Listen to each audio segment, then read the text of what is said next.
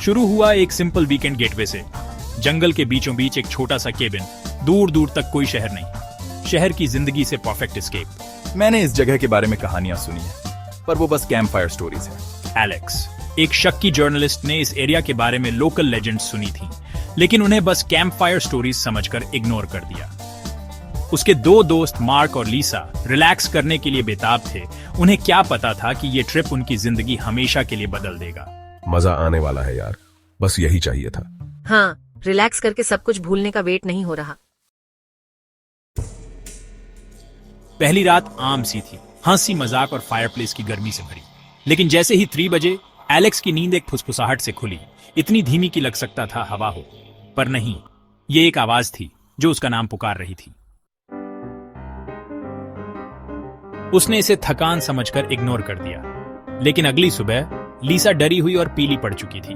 मुझे एक बुरा सपना आया। खिड़की के बाहर एक औरत खड़ी थी, बस ऐसे ही, लेकिन उसका चेहरा वो ठीक नहीं था। धुंधला सा था, बदल रहा था।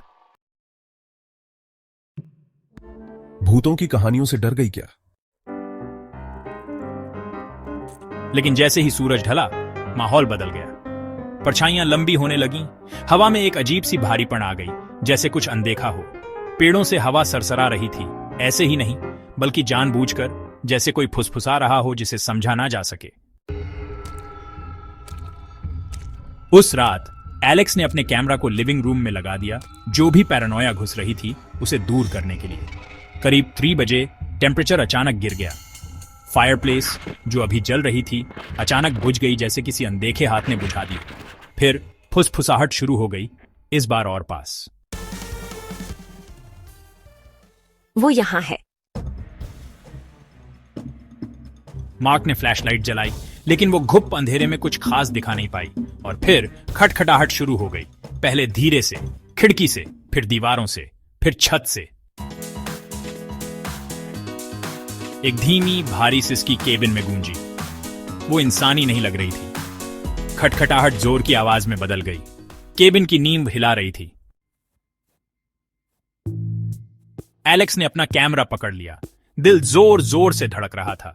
स्क्रीन फ्लिकर करने लगी, स्टैटिक आने लगा। लेकिन एक पल के लिए उसने उसे देखा। एक औरत, या जो कभी एक औरत थी। उसका चेहरा अजीब था, खोखली आंखें, एक बड़ा सा मुंह जो इंसानों से ज्यादा खुल रहा था। उसका शरीर अजीब तरह से मरोड़ रहा था।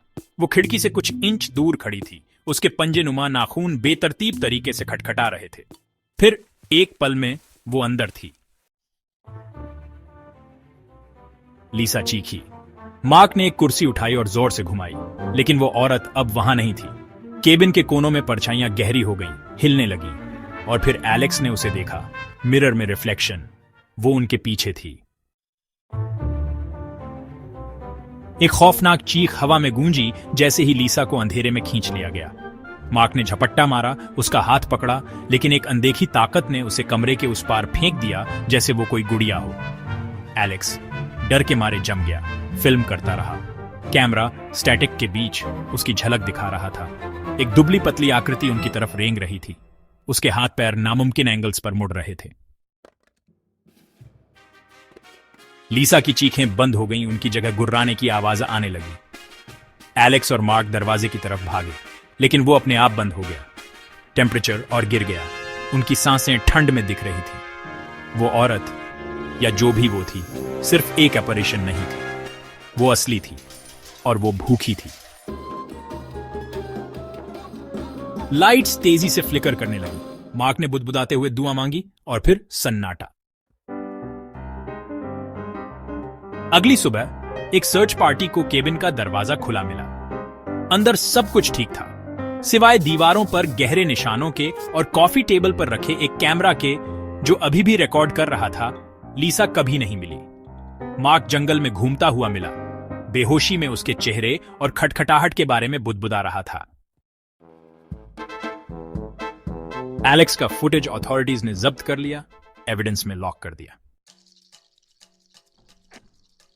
लोकल्स ने उस केबिन के बारे में फिर कभी बात नहीं की। जो इन्वेस्टिगेट करने गए वो या तो गायब हो गए या हफ्तों बाद मिले। उनकी आंखें खोखली, उनके चेहरे डर के भाव में जमे हुए। लेकिन कभी कभी आधी रात को उस एरिया से गुजरने वाले ट्रैवलर्स इसे सुनने की खबर देते हैं, खटखटाहट। और अगर आप ध्यान से सुने तो हवा के नीचे आपको एक फुसफुसाहट सुनाई दे सकती है जो आपका नाम पुकार रही है।